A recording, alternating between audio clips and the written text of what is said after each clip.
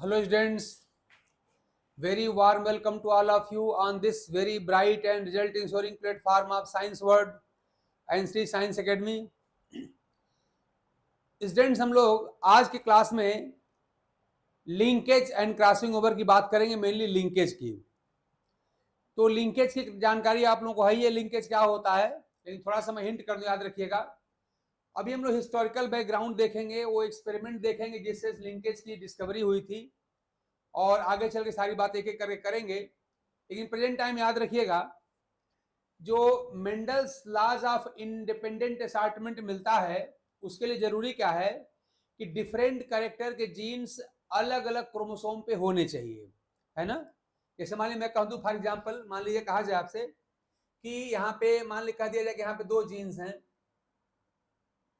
एक है मान लीजिए आपका जीन, मान लीजिए हमने कहा चलो आर है, ये फ्लावर कलर के लिए है, फ्लावर कलर के लिए। और दूसरा जीन मान लीजिए प्लांट हाइट वाला है, वो इस तरह से आपने कह दिया कि प्लांट हाइट वाला जीन है। तो अगर अलग अलग कैरेक्टर के जीन अगर अलग अलग क्रोमोसोम पे होंगे, तब तो जब आप डाई हाइब्रिड क्रॉस कराएंगे तब आपको वहां पर इंडिपेंडेंट असार्टमेंट मिलेगा। और इस केस में अगर आप dihybrid test cross ratio कर लेंगे, यानी अगर ऐसी कंडीशन मान के और अगर आप एक डाई हाइब्रिड टेस्ट क्रॉस कराते हैं, डाई हाइब्रिड टेस्ट क्रॉस कराएंगे, तो जो रेशियो मिलेगी वो मिलेगी 1:1:1:1। तो एक बात जरा सा आप याद रखिए कि अगर दो कैरेक्टर हैं, मान लीजिए मैं कहूं कि हमारा जो ऑर्गेनिज्म था, सपोज करिए वो डाई हाइब्रिड था, इस तरह से मान लीजिए आपने कहा दिया capital R small are capital T small T, ऐसा था मान लीजिए, मतलब हाइब्रिड रेंटाल वाला था। तो ये जो ऑर्गेनिज्म है, अगर इसकी सेल्फिंग कराई जाए तो आपको F2 जनरेशन में लॉ ऑफ इंडिपेंडेंट असार्टमेंट देखने को मिले, 9:3:1 की रेशियो मिले, और जब टेस्ट क्रॉस कराएं तो आपको 1:1:1:1 मिले। ये तभी पॉसिबल है जबकि दो डिफरेंट कैरेक्टर के जीन डिफरेंट क्रोमोसोम पर हों, यानी इस क्रोमोसोम पेयर पर फ्लावर कलर वाला जीन हो और फिर दूसरे क्रोमोसोम पे प्लांट हाइट वाला जीन हो। यानी कि अगर एक डाई हाइब्रिड ऑर्गेनिज्म है, हमने मान लिया फ्लावर कलर और प्लांट हाइट के लिए हमने ले लिया, तो इस कंडीशन में ये लॉ ऑफ इंडिपेंडेंट असार्टमेंट तभी शो करेगा जब दोनों कैरेक्टर के रिस्पॉन्सिबल जीन अलग अलग क्रोमोसोम पर प्रेजेंट हों। इसी प्रकार से आप याद रखिए कि आपने पढ़ा था ना डाई हाइब्रिड टेस्ट क्रॉस, तो अगर डाई हाइब्रिड टेस्ट क्रॉस कराएंगे तो वो रेशियो 1:1:1:1 4 बार 1 तभी आएगा जब ये अलग अलग कैरेक्टर के जीन अलग अलग क्रोमोसोम पर होंगे, यानी जिस क्रोमोसोम पर फ्लावर कलर वाला जीन है उस पर प्लांट हाइट वाला ना हो, दूसरे पर प्रेजेंट हो। तो इस तरह के केस हम लोग पढ़े थे मेंडेलियन जेनेटिक्स में। यानी पूरी जो मेंडल हम लोगों ने पढ़ा है, यही मान के पढ़ा है कि genes for different characters of chromosome are present on different chromosome pair. Genes for different characters of organism are present on different pairs of chromosome. यानी फ्लावर कलर का जीन अलग क्रोमोसोम पेयर पे है और प्लांट हाइट वाला अलग gene chromosome पर है। ऐसा मान के पढ़ेंगे तभी आपको मेंडल का लॉ ऑफ इंडिपेंडेंट असार्टमेंट मिलेगा और तभी आपको ये रेशियो मिलेगी डाई हाइब्रिड टेस्ट क्रॉस की। ऐसा होता है। अब देखिए जरा सा, अब सपोज करिए कहा जाए एक दूसरी केस, मान ली मैं कह दूं, एक एग्जांपल लीजिए जरा सा, हम करें क्राइटेरिया फॉर लिंकेज। ये तो आपने कह दिया क्या, ये किसके क्राइटेरिया है, ये जो हमने यहां जो लिखा है, ये जो आपको चीजें मिले ये किसके लिए है, ये हो गई क्राइटेरिया फॉर इंडिपेंडेंट असार्टमेंट।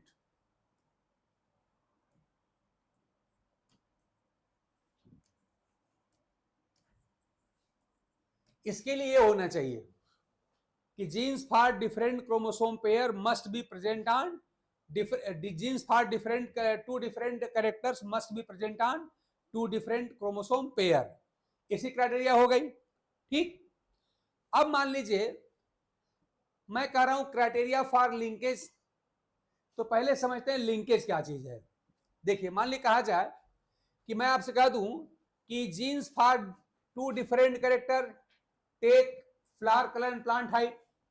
मान ली मैं कहूं जिस क्रोमोसोम पर आपका जीन फॉर फ्लावर कलर है आर, उसी पर gene for plant height T भी प्रेजेंट हो जाए, इस पर मान ली इसका रिसेसिव फॉर्म हो जाए इस तरह से। तो ध्यान दीजिएगा, ऐसे जीन जो सेम क्रोमोसोम पर प्रेजेंट होते हैं वो कहलाते हैं लिंक्ड जीन। मैंने क्या कहा, मैंने कहा genes present on same chromosome are known as linked genes. मतलब हमारे एग्जांपल में आर एंड टी क्या है, लिंक्ड जीन्स हैं, because both the genes are present on the same chromosome. ये हमारे लिंक्ड जीन्स हो गए हमारे, ठीक। और इन लिंक्ड जीन्स का जो नेक्स्ट जनरेशन में जाने का जो पैटर्न होता है, मतलब जो इनहेरिटेंस पैटर्न होता है, वही कहलाता है लिंकेज।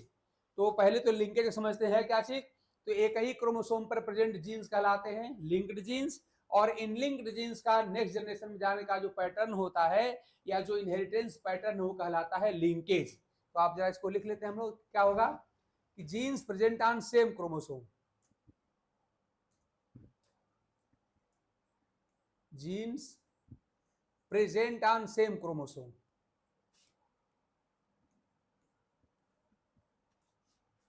सेम क्रोमोसोम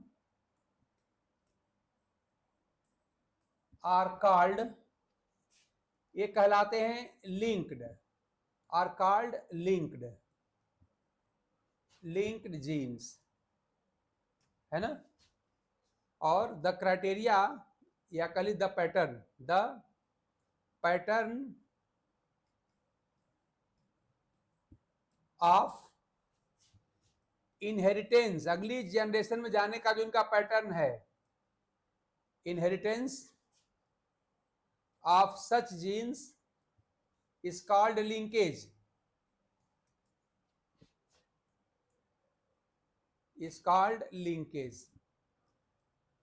कम से कम इतनी बात तो आप बाय डिफिनेशन समझिए, कैसे जीन जो सेम क्रोमोसोम पर प्रेजेंट होते हैं कहलाते हैं लिंक। देख लिए, genes present on same chromosome are called linked, ये कहलाते हैं लिंक्ड जीन कहलाते हैं। और ऐसे जीन का नेक्स्ट जनरेशन में जाने का जो क्राइटेरिया होता है वो कहलाता है लिंकेज। आई होप आप लिंकेज की बात थोड़ी सी समझ गए होंगे। अब देखिए कि ये जो लिंक्ड जीन्स हैं और जो लिंकेज है, हम कैसे पता करें, हम कैसे पता करें, या क्या इसका एक्सपेरिमेंटल प्रोसीजर है कि हम पता कर सकें कि दो जीन, मान लिया यहाँ पर फ्लावर कलर प्लांट हाइट वाले हैं, ये दोनों एक ही क्रोमोसोम पर प्रेजेंट हैं, मतलब लिंक्ड जीन है, या ऐसी केस है डिफरेंट क्रोमोसोम पेयर पर प्रेजेंट हैं।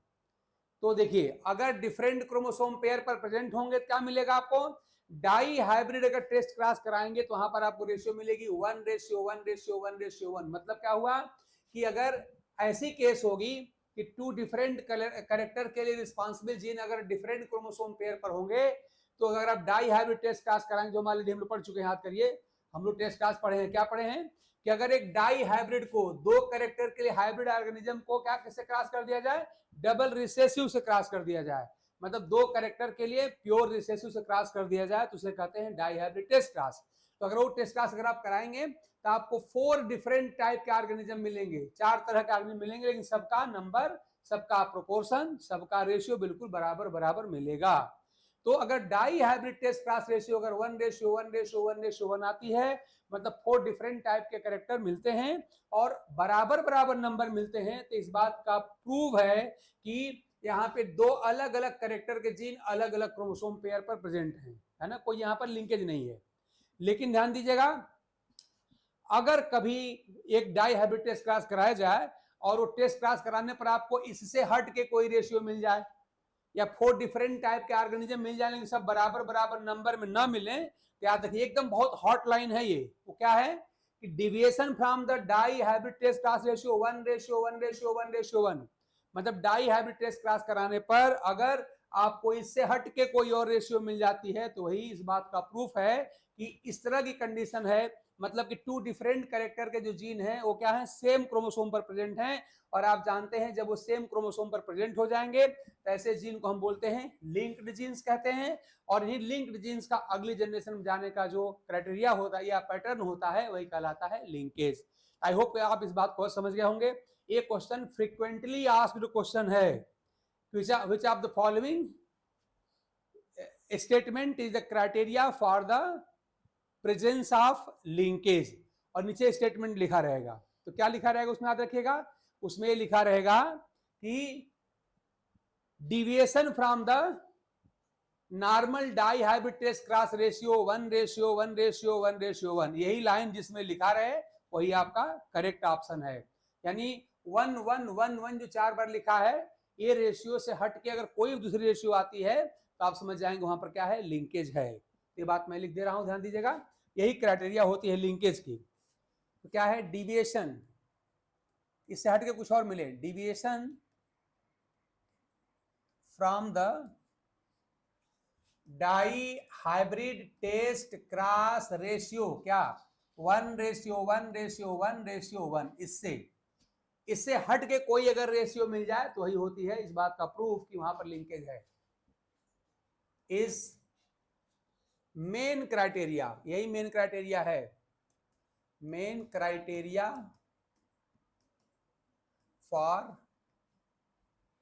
द प्रेजेंस ऑफ लिंकेज, यही लिंकेज की क्राइटेरिया है। आप इस बात को ढंग से याद रखिएगा, ठीक।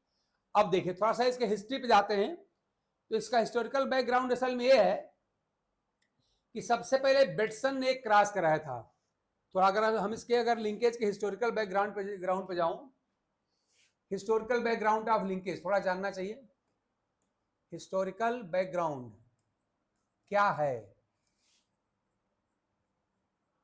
बैकग्राउंड ऑफ लिंकेज तो बहुत ज्यादा भी नहीं जाना है हिस्ट्री में, लेकिन 2 एक्सपेरिमेंट हमको मेनली जानना है। याद रखिए साइंटिस्ट हैं बेटसन, ये साइंटिस्ट हैं।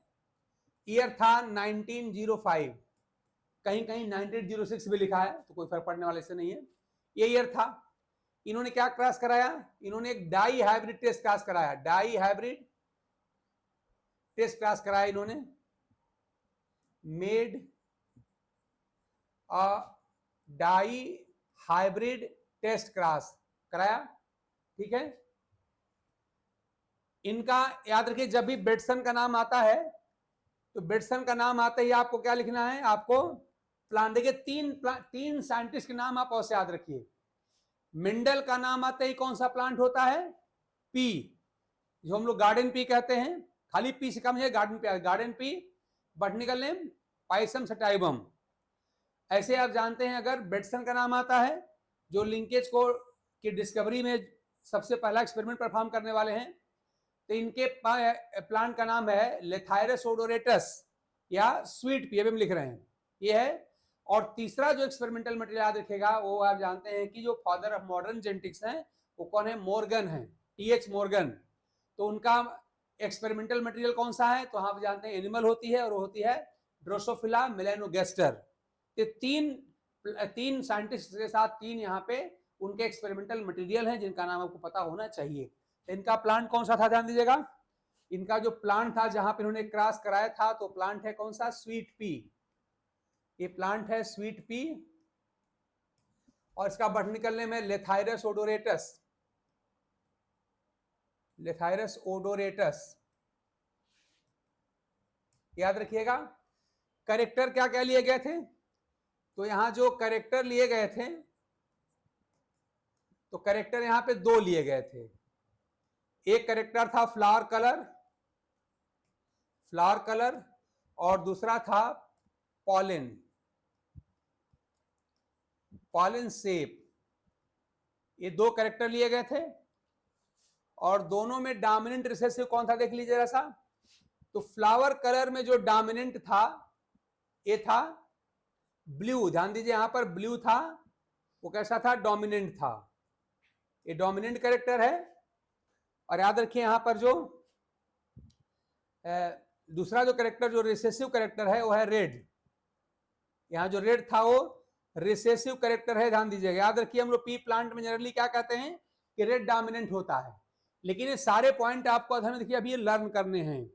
किसी भी साइंटिस्ट का जो एक्सपेरिमेंटल मटेरियल होता है वो जो करेक्टर होता है आपको लर्न करना पड़ता है, ठीक है ना। तो याद रखिएगा हिस्टोरिकल एक्सपेरिमेंट है बेटसन का, कहां किया गया था, यहाँ उन्होंने made a dihybrid test cross, किस पर, प्लांट था कौन सा, स्वीट पी या लेथायरस ओडोरेटस प्लांट था। करेक्टर क्या क्या लिए गए थे, तो आप देख रहे हैं करेक्टर यहाँ पे 2 लिए गए थे, डाई हाइब्रिड जो क्रॉस कराना 2 लेना ही पड़ेगा। एक लिया गया था फ्लावर कलर और एक लिया गया था पॉलन का शेप। फ्लावर कलर में कौन कौन 2 थे, तो ब्लू फ्लावर कलर यहाँ पे डोमिनेंट करेक्टर है और रेड फ्लावर यहाँ पर रिसेसिव करेक्टर है। इसी तरह से याद रखिएगा कि यहाँ पर जो पॉलन जो यहाँ पर साइज ली गई है, पॉलन का शेप लिया गया है, यहाँ पे क्या था, तो यहाँ पे पॉलन शेप में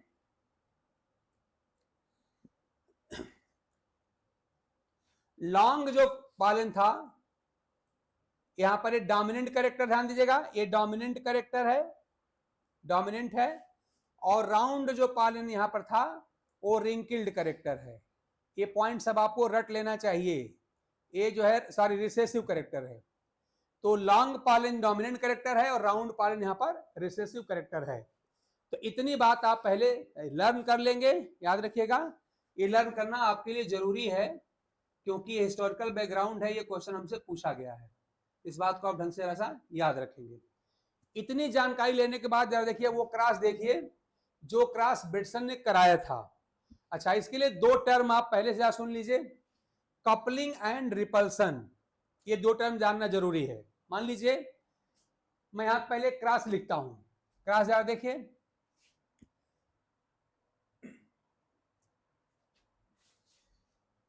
ये क्रॉस है, मान लीजिए मेल है और इसका फ्लावर कलर है ब्लू फ्लावर और लॉन्ग पॉलन। ये ध्यान दीजिएगा ये प्योर है, ये प्योर है, और इसको क्रॉस कर दिया रिसेसिव से तो फीमेल हो जाएगी, क्या फीमेल हो जाएगी यहां पर रेड फ्लावर और राउंड पॉलन।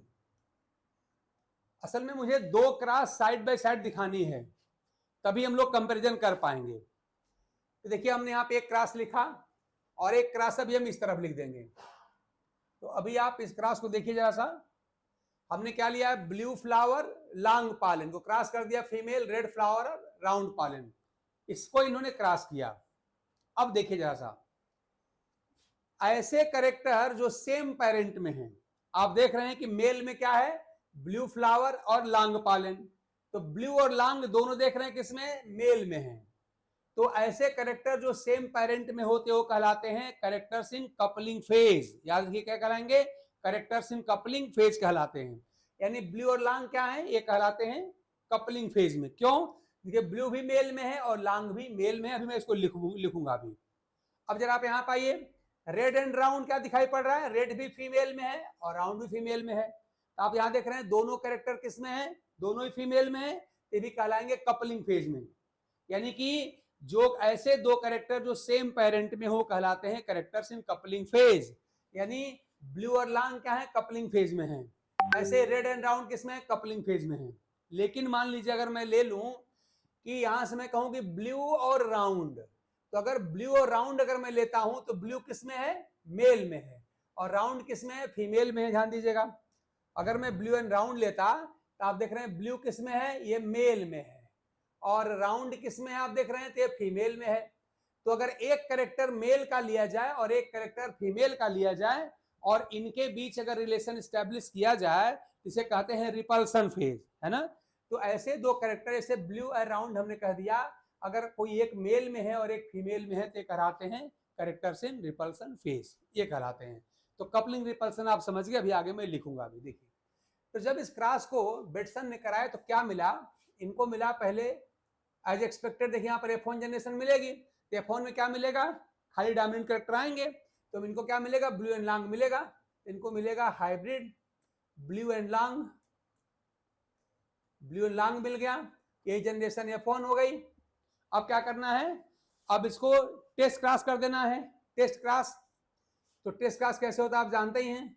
तो इन्होंने टेस्ट क्रॉस जब कराया तो टेस्ट क्रॉस कैसे कराया जाएगा, तो आप जानते हैं F1 जनरेशन में जो हाइब्रिड मिला है इसी को रिसेसिव पेरेंट से क्रॉस करा देंगे तो टेस्ट क्रॉस हो जाएगा। चलिए कराते हैं यहाँ पर टेस्ट क्रॉस। तो जब इन्होंने टेस्ट क्रॉस कराया तो क्या करेंगे, याद रखिएगा F1 जनरेशन के हाइब्रिड का रिसेसिव कैरेक्टर वाले पेरेंट से क्रॉस कराना ही कहलाता है टेस्ट क्रॉस। ये हम ऑलरेडी डिटेल में सारी बातें हम लोग पढ़ चुके हैं। चलिए टेस्ट क्रॉस कराते हैं। इन्होंने क्या ले लिया, इन्होंने क्या किया, हाइब्रिड ब्लू एंड लॉन्ग को किससे क्रॉस कर देना है, प्योर रेड एंड राउंड से, pure P for pure, red and round से इन्होंने क्रॉस किया। ध्यान दीजिए कौन सी क्रॉस है, एक डाई हाइब्रिड टेस्ट क्रॉस है, डाई हाइब्रिड टेस्ट क्रॉस है, ये डाई हाइब्रिड टेस्ट क्रॉस है, ध्यान दीजिएगा। और ध्यान दीजिए इस एक्सपेरिमेंट के पहले जितने भी एक्सपेरिमेंट किए गए थे मेंडेलियन जेनेटिक्स में, उन सभी में dihybrid test cross ratio आती है 1:1:1:1:1। मतलब इस क्रॉस के पास 4 डिफरेंट टाइप के कैरेक्टर मिलेंगे और वो कैरेक्टर क्या मिलेंगे, बराबर बराबर नंबर में और इक्वल प्रोपोर्शन में मिलेंगे, मतलब 1:1:1:1 के रेशियो मिलेंगे। यहां पर भी यही एक्सपेक्टेड था, यही मिलना चाहिए, लेकिन यहां पर ऐसा नहीं मिला। अब देखिए क्या मिला, मैं एग्जैक्टली उन्हीं का एक्सपेरिमेंट लिख रहा हूं। तो इस क्रॉस से इनको मिला था क्या, देख लीजिए ऐसा, यहां पर 4 डिफरेंट टाइप के फिनोटाइप मिले। एक मिला था ब्लू लांग, ब्लू एंड लांग मिला। दूसरा मिला था ब्लू एंड राउंड। अगला इनको मिल गया ब्लू एंड राउंड।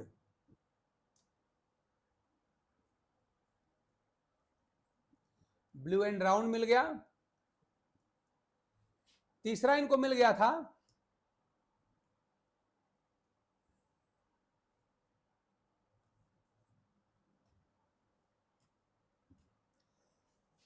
इनको red and long, red long मिला था। और चौथा इनको मिल गया था रेड एंड राउंड। फोर्थ मिल गया था red and round, red and round.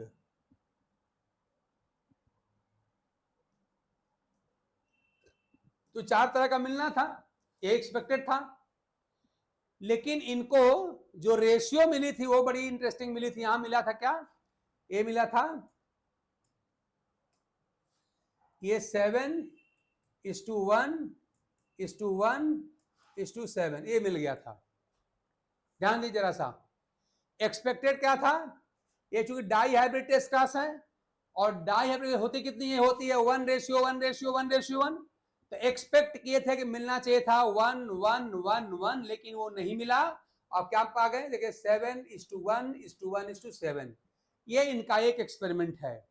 तो जरा इसको आप याद रखिएगा कि जिस एक्सपेरिमेंट से सबसे पहले लिंकेज का एक हिस्टोरिकल बैकग्राउंड सामने आता है, एस्टेब्लिश होता है, वो करने वाले साइंटिस्ट कौन है, आपको ढंग से याद रहना चाहिए। मैंने सब लिख के आपको दिया ही था, देखिए ऐसा हिस्टोरिकल बात याद रखिए। बेटसन साहब थे, ईयर था 1905। प्लांट कौन सा था, तो प्लांट था आपका स्वीट पी लिथायरस रोडोरेटस। कैरेक्टर थे कौन, फ्लावर कलर और पॉलन शेप। फ्लावर कलर में डोमिनेंट कैरेक्टर कौन था, ब्लू। रिसेसिव था कौन सा, रेड। और पॉलन शेप में डोमिनेंट था लॉन्ग, रिसेसिव था आपका राउंड। ये था, ये सारी बात आप याद रखिए। उसके बाद ये पूरी क्लास हमने आपके सामने लिख दिया। क्या नया है इसमें, कि नया यही है कि हम पढ़े थे कि dihybrid test class ratio 1:1:1:1:1 आना चाहिए, लेकिन यहां गया 7:1:1:7। और अभी हमने आपको बताया था कि टेस्ट क्लास को यानी कि सारी लिंकेज को पहचानने का बेस्ट मेथड क्या है, कि डाई हाइब्रिड टेस्ट क्लास कराना और रेशियो वॉच करना। अगर रेशियो आ गई 1:1:1:1 तो समझिए कोई लिंकेज नहीं है, यानी 2 कैरेक्टर के लिए रिस्पॉन्सिबल जीन अलग अलग क्रोमोसोम पेयर पर प्रेजेंट हैं। लेकिन 1:1:1:1 से हट के कुछ भी आ जाए, ये आ जाए चाहे कोई और कुछ भी आ जाए, मतलब 1:1:1:1 नहीं आना चाहिए, कुछ और आ जाना चाहिए। तो कुछ भी और आ जाए, कोई जो नहीं कि 7:1:1:7 ही आएगा, कुछ भी आ जाए, मतलब अदर देन 1:1:1:1, इसको छोड़ के कुछ भी रेशियो मिल जाए तो आप समझ जाएंगे वहां पर क्या है, लिंकेज है। मतलब कि 2 डिफरेंट कैरेक्टर के रिस्पॉन्सिबल जीन जो है सेम क्रोमोसोम यहाँ पर पेयर पर प्रेजेंट हैं। तो एक इनका एक क्रॉस था। अच्छा, अब इन्होंने क्या किया, एक दूसरा क्रॉस किया सेम प्लांट सेम कैरेक्टर को लेके। डिफरेंस क्या कर दिया उन्होंने, कि जो कैरेक्टर यहाँ पे साथ साथ सेम पेरेंट में है, मतलब जो कपलिंग फेज में है, उनको रिपल्सन में डाल दिया, और जो रिपल्सन में है उनको कपलिंग में डाल दिया। मैं कपलिंग रिपल्सन आपको बता चुका हूं, क्या बताया था हमने, कि ऐसे कैरेक्टर जो सेम पेरेंट, देखिए आपका ब्लू भी मेल में है और लॉन्ग भी मेल है, तो ब्लू लॉन्ग क्या कहलाएंगे, कपलिंग फेज में कहलाएंगे। ऐसे देखिए यहाँ पर रेड भी फीमेल में है, राउंड भी फीमेल में है, तो जो कैरेक्टर सेम पेरेंट में हो कहलाते हैं कपलिंग में कहलाते हैं। ये हमने कैरेक्टर कपलिंग के लिखे हैं। लेकिन मान लीजिए हम कह दें ब्लू एंड राउंड, तो ब्लू आप देख रहे हैं कि मेल में है, राउंड कहां पर है, फीमेल में है, तो एक कैरेक्टर मेल का लीजिए और एक कैरेक्टर फीमेल का लीजिए, तब इसे कहा जाता है कैरेक्टर इन रिपल्सन फेज। ये हो जाता है। अब क्या किया इन्होंने कि जो कैरेक्टर रिपल्सन में थे यानी अलग अलग पेरेंट में थे उसको सेम पेरेंट में डाल दिया, यानी ब्लू और राउंड को एक में कर देना है, मतलब मेल में कर देना है। देखिए जा सकते, ये हो गया, ये हमारा हो गया मेल। देखिए ये मेल है, मेल क्या कर दें, एक लीजिए मेल का, एक लीजिए फीमेल का, मतलब ब्लू एंड राउंड कर दीजिए। मेल हो गया blue and round, blue round. देख रहे हैं ना कि जो पहले रिपल्सन में था कपलिंग में आ गया, यानी जो पहले ब्लू था मेल में, राउंड था फीमेल में, अलग अलग पेरेंट में, देखे दोनों कहां पर आ गए, मेल में आ गए।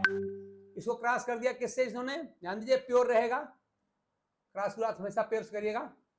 अगला क्या लेंगे, अगला ना है आपको रेड एंड लॉन्ग।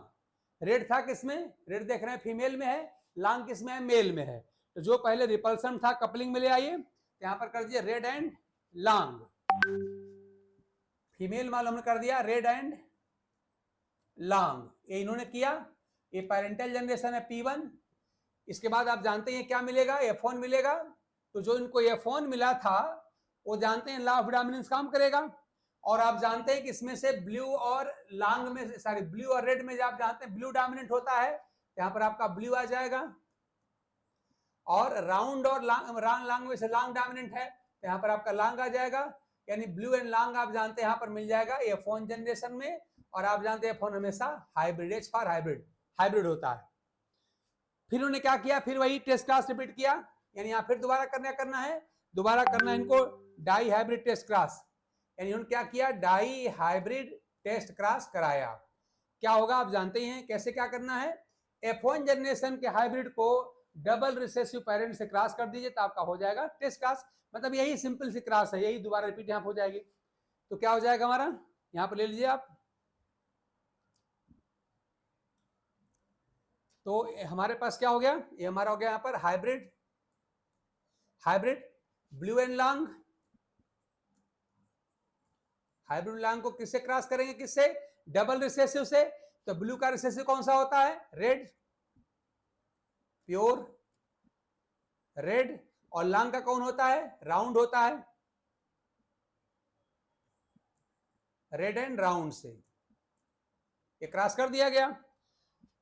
अब जब क्रॉस किया गया, ध्यान दीजिएगा, ये जो आपको हाइब्रिड ब्लू एंड लॉन्ग यहां दिखा है, वही देखिए वही आपका यहां पर भी है। प्योर रेड एंड राउंड यहां दिख रहा है, वही आपका यहां दिखाई पड़ रहा है। मतलब चूंकि ये भी डायहाइब्रिड टेस्ट क्लास ही है ना, तो बिल्कुल देख रहे हैं यहां से आपको सारी बातें सेम दिखाई पड़ रही है ना। लेकिन रिजल्ट में उनको डिफरेंस मिल गया। तो इनको क्या मिला, ध्यान दीजिएगा, अब देखते रहिए आप, यहां पर इनको मिला ये,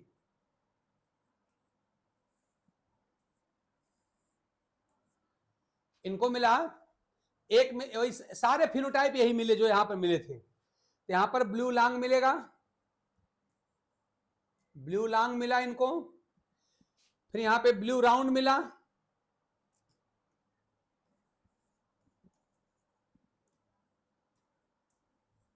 बिल्कुल यही दोबारा मिला, रेशियो में अंतर हुआ था। तीसरा मान लीजिए इनको मिल गया, अगला रेड लॉन्ग मिला। और नेक्स्ट इनको मिल गया था रेड राउंड, रेड राउंड मिला।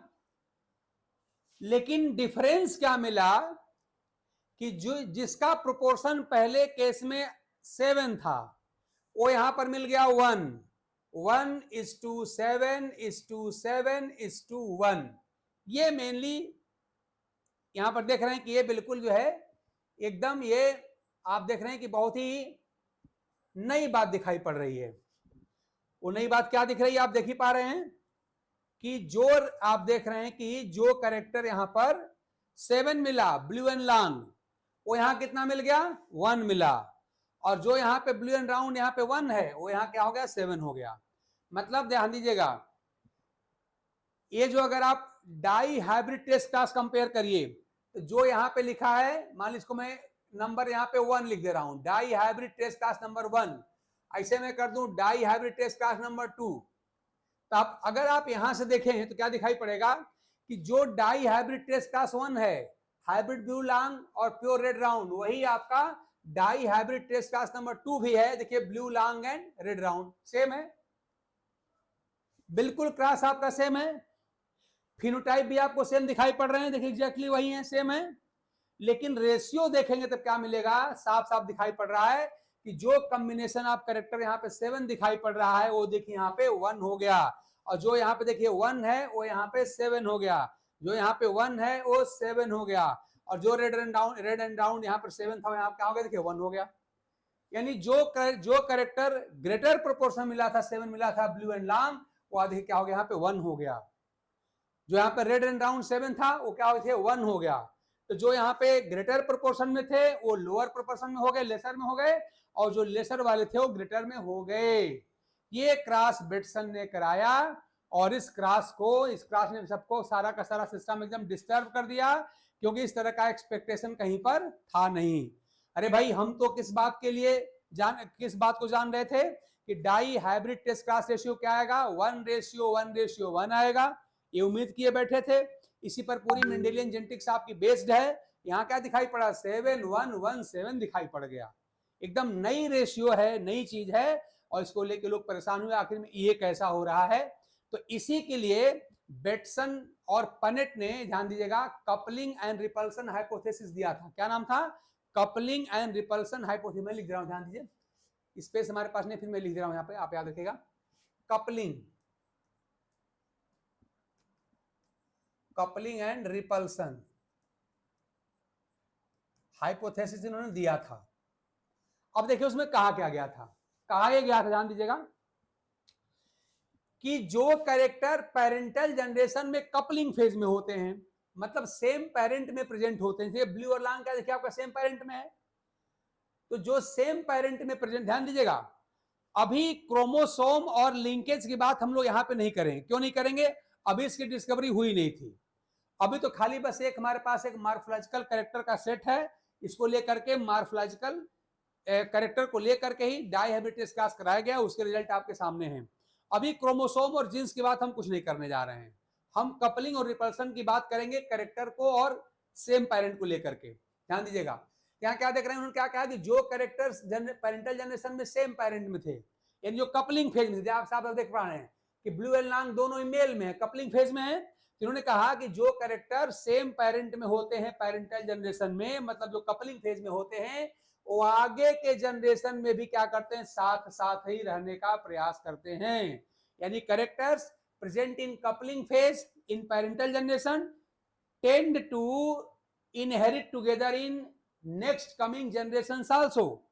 यानी जो पेरेंटल जनरेशन में साथ साथ थे, वो आगे के जनरेशन में भी साथ साथ ही रहने का प्रयास करते हैं, और इसीलिए इनका परसेंटेज क्या होता है, हाई आ जाता है। हम कह रहे अरे भाई बात मानिए, सपोज करिए कि आप में से 2 लोग फ्रेंड हैं और वो प्रयास करते हैं कि हम लोग साथ साथ ही रहें, तो अगर खुद वो प्रयास करेंगे कि हम लोग साथ साथ ही रहें, तो क्या दिखाई पड़ेगा, अधिकांश जगहों पे वो लोग साथ साथ देखे जाएंगे। और कभी ऐसा होगा, मान लिया आपने कहा कि 80% केस में वो साथ साथ दिखाई दे रहे हैं, तो हो सकता है बहुत ही कम परसेंटेज में वो अलग अलग दिखाई पड़े, ठीक है ना।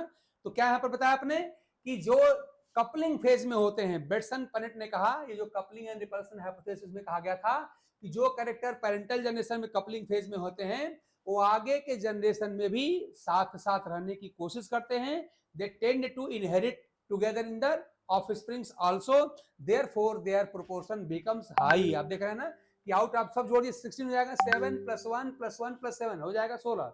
तो आउट ऑफ 16 कितना है इनका, यहाँ पे 7 हो गया। अच्छा देखिए यहाँ पर 7 क्यों है, यहाँ चेक करिए, रेड एंड राउंड देखिए, रेड भी फीमेल में है और राउंड भी फीमेल में है, यानी ये दोनों कैरेक्टर किसमें, सेम पेरेंट में है। तो ऐसे कैरेक्टर जो सेम पेरेंट में होते हैं वो क्या कहलाते हैं, कपलिंग फेज में, और जो पेरेंटल जनरेशन में साथ साथ होते हैं यानी कपलिंग फेज में होते हैं, वो आगे की जनरेशन में भी साथ साथ रहने की कोशिश करते हैं, प्रयास करते हैं, जिनका प्रोपोर्शन यहाँ पर हाई मिला। तो ये 7 क्यों मिला, आप आसानी से देख पा रहे हैं, ठीक है ना। अब जरा देखिए, आपने इस 7 को क्या बताया, 7 आपने बताया कि जो कैरेक्टर पेरेंटल जनरेशन में साथ साथ थे, आप देख रहे हैं कि ब्लू एंड लांग, ब्लू लांग क्या, देखिए दोनों ही मेल में, देखिए मेल का सिंबल है, तो ब्लू लांग मतलब कि कपलिंग फेज में है, इन साथ साथ हैं। तो बेटसन ने कहा था कि जो कैरेक्टर पेरेंटल जनरेशन में साथ साथ होते हैं वो आगे की जनरेशन में भी साथ साथ रहने का प्रयास करते हैं, इसलिए उनका परसेंटेज हाई हो जाता है। तो आप देख रहे हैं कि यहाँ पर 7 इनका आ गया, जो एक्सपेक्टेड था 1 वो आ गया कितना 7 आ गया। ऐसे फिर चेक करिए, यहाँ पे आप देख रहे हैं red and round, red and round आप देख रहे हैं दोनों ही फीमेल में है। तो ऐसे दो कैरेक्टर जो सेम पेरेंट में होते हैं वो कहलाते हैं कपलिंग फेज।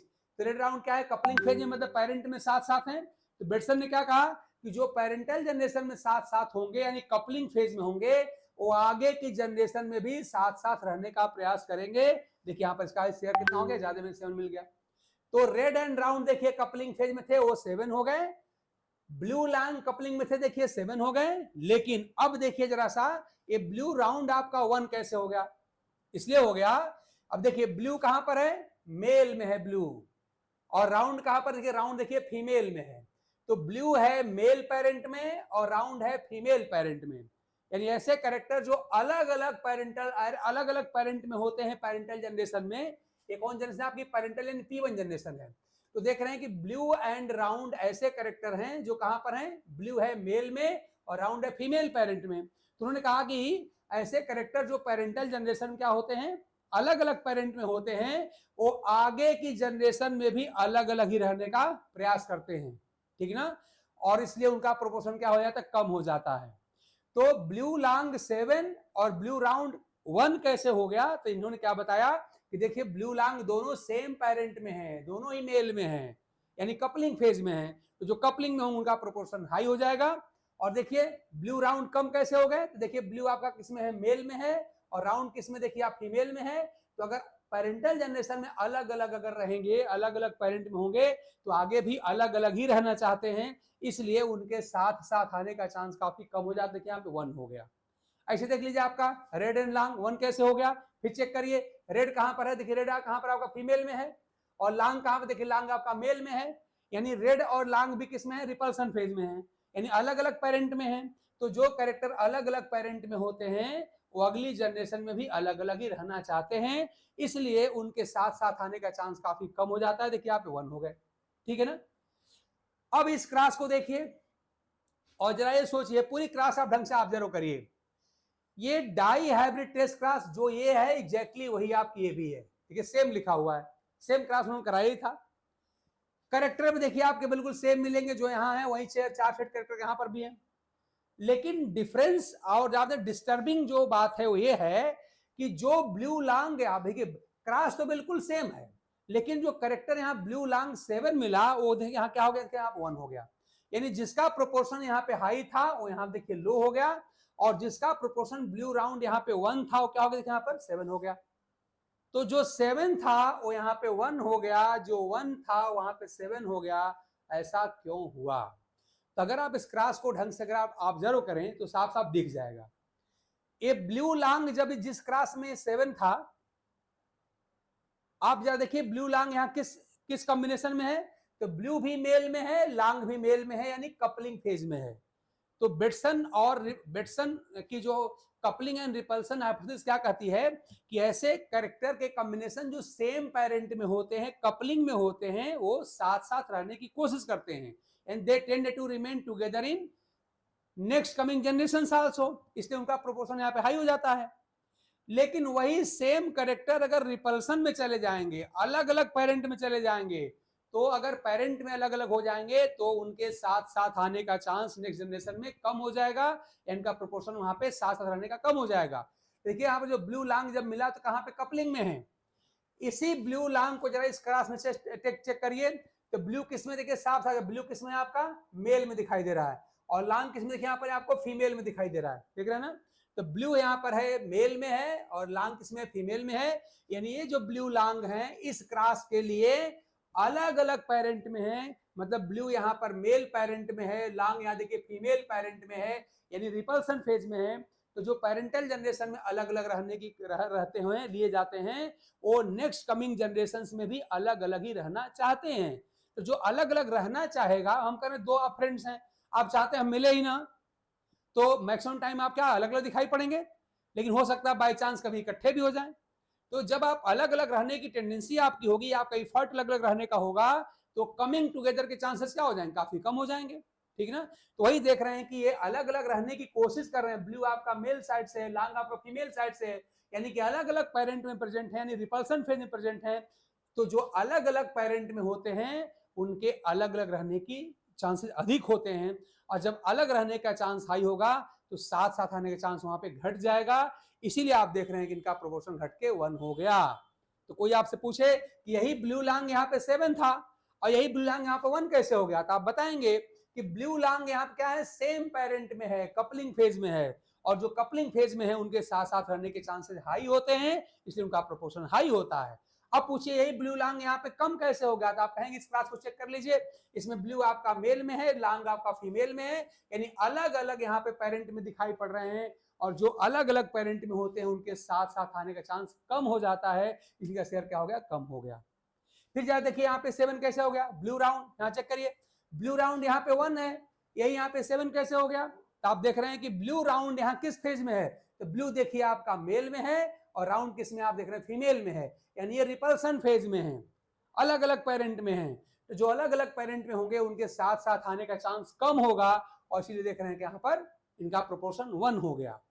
यही ब्लू राउंड आप यहाँ पे ले आइए, यहाँ कितना है, आपको 7 दिखाई दे रहा है, जो यहाँ पे ब्लू राउंड 1 था वो यहाँ पे 7 कैसे हो गया, तो आप कहेंगे कि ब्लू राउंड यहाँ पर रिपल्सन फेज में था, अलग अलग पेरेंट में था, जबकि यही ब्लू राउंड यहाँ पर कहाँ है, तो देखिए ब्लू आपका मेल में, राउंड भी है मेल में, यानी ब्लू राउंड किस फेज में हो गए, कपलिंग फेज में हो गए, सेम पेरेंट में हो गए, और जब सेम पेरेंट में हो गए तो उनके साथ साथ रहने के चांस बढ़ जाएंगे, और देखिए बढ़ के यहाँ पे 7 हो गया।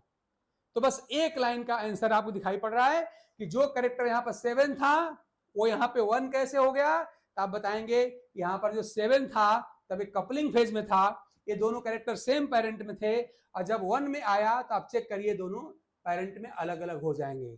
ऐसे जो यहाँ पर 1 था वो 7 कैसे हो गया, तो आप कहेंगे देखो ब्लू और राउंड दोनों यहाँ पे, ब्लू मेल में था तो राउंड फीमेल में था, यानी रिपल्सन फेज में थे, अलग अलग पेरेंट में थे। जब अलग अलग पेरेंट में होंगे तो इनका प्रोपोर्शन कम होगा, और यहाँ पे ब्लू राउंड क्या हो गया, सेम पेरेंट में आ गया, देखिए ब्लू आपका मेल में है और राउंड भी मेल में है, मतलब कपलिंग में आ गया, तो इसका प्रोपोर्शन बढ़ जाएगा। यही बात यहाँ पर भी अप्लाई होगी।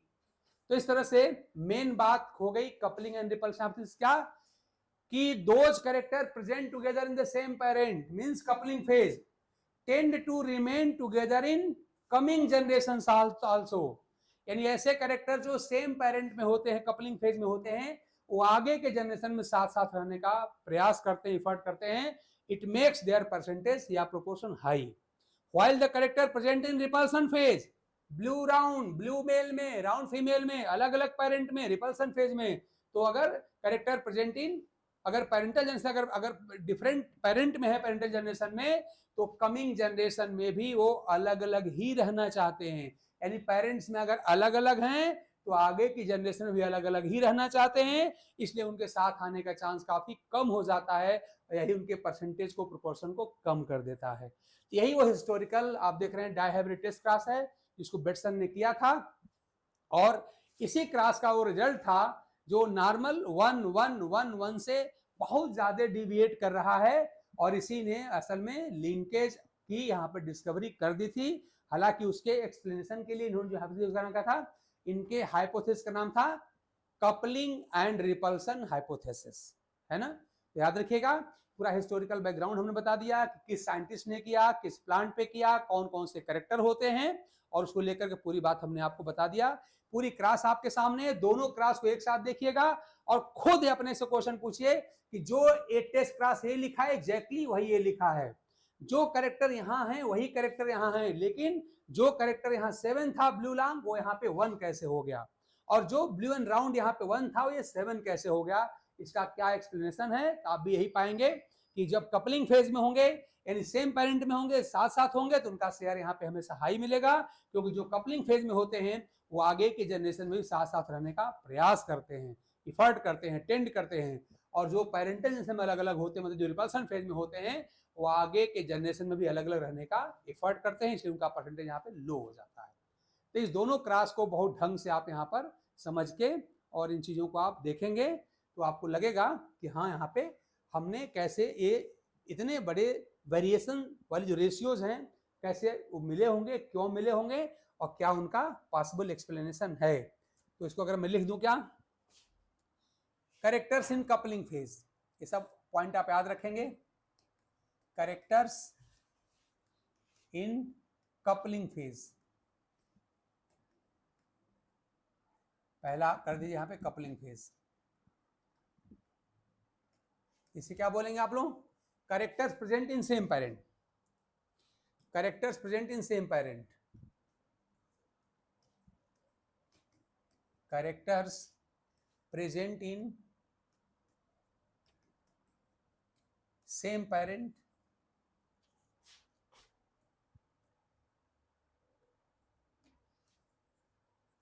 are said to be in coupling phase। ये कपलिंग फेज में कहलाते हैं। सेकंड कर क्या कर दिया, सेकंड कर दिया जाए रिपल्सन फेज। तो रिपल्सन कब बोलेंगे, रिपल्सन फेज। अच्छा, इसमें एक बात आप और कर सकते हैं, नोट यही कर सकते हैं कि जो कपलिंग फेज में होते हैं वे साथ साथ रहने का प्रयास करते हैं कमिंग जनरेशंस में भी। हम यहाँ पे एक और बात नोट कर सकते हैं, आप देखिए, सच characters tend to remain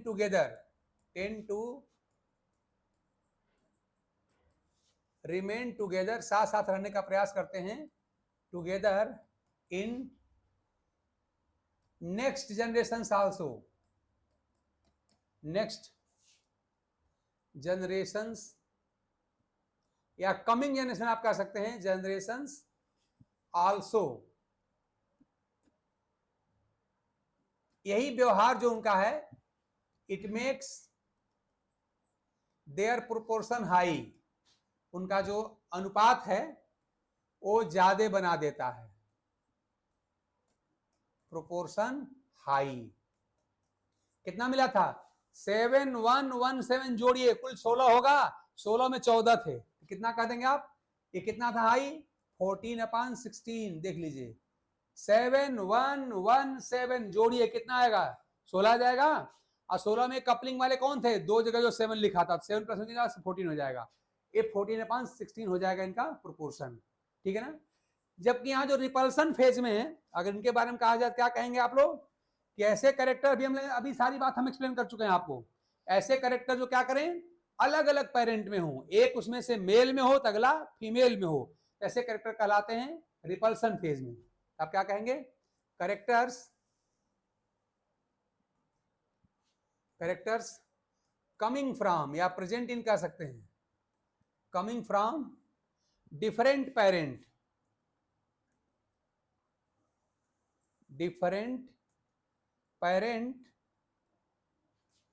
are said to be in repulsion phase, वो कहलाते हैं रिपल्सन फेज में, said to be present in repulsion phase, present in, यही कहलाते हैं रिपल्सन फेज में प्रेजेंट हैं, रिपल्सन फेज। और क्या याद करना है, कैसे कैरेक्टर ये प्रयास करते हैं कि साथ साथ आगे के जनरेशंस में भी रहें, यही उनके प्रोपोर्शन को हाई कर देता है, ठीक है ना। नहीं, उल्टा हो गया, ऊपर वाला था क्या था, कपलिंग फेज था ना, तो कपलिंग में हाई रखता है, यहाँ क्या लिखा है, थोड़ा गलती हो गई, सॉरी, देखिए, characters coming from different parent are said to be present in, किसमें, ठीक तो है, सही है लिखा है, कोई सॉरी नहीं, सही है, रिपल्सन फेज में कहलाएंगे। और उनका अलग अलग पेरेंट में होना जो रिपल्सन फेज में है, यही उनके परसेंटेज को हाई कर, बिल्कुल सही लिखा है, कोई गलती नहीं हुई है, वही इनके परसेंटेज को क्या कर देता है, लो कर देता है, ठीक है ना। आप यहां पे लास्ट लाइन क्या जोड़ देंगे, it,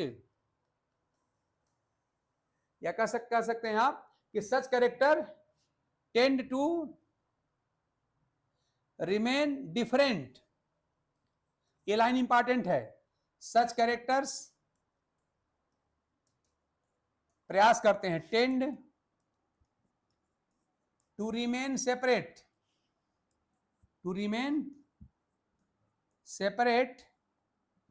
in coming generations also, इन आने वाली जो पीढ़ियां वहां भी अलग रहना चाहते हैं, coming generations also, coming generations also, और यही उनका जो बिहेवियर होता है उनके प्रोपोर्शन को कम कर देता है। तो लास्ट में लाइन क्या जोड़ सकते हैं, इट मेक्स देयर प्रोपोर्शन लो, कितना हो जाएगा 2/16 हो जाएगा। एक लाइन अगर मैं इसमें और जोड़ दूं क्या लिखा दूंगा, इट मेक्स देयर प्रोपोर्शन लो, यानी कि this behaviour of characters in repulsion phase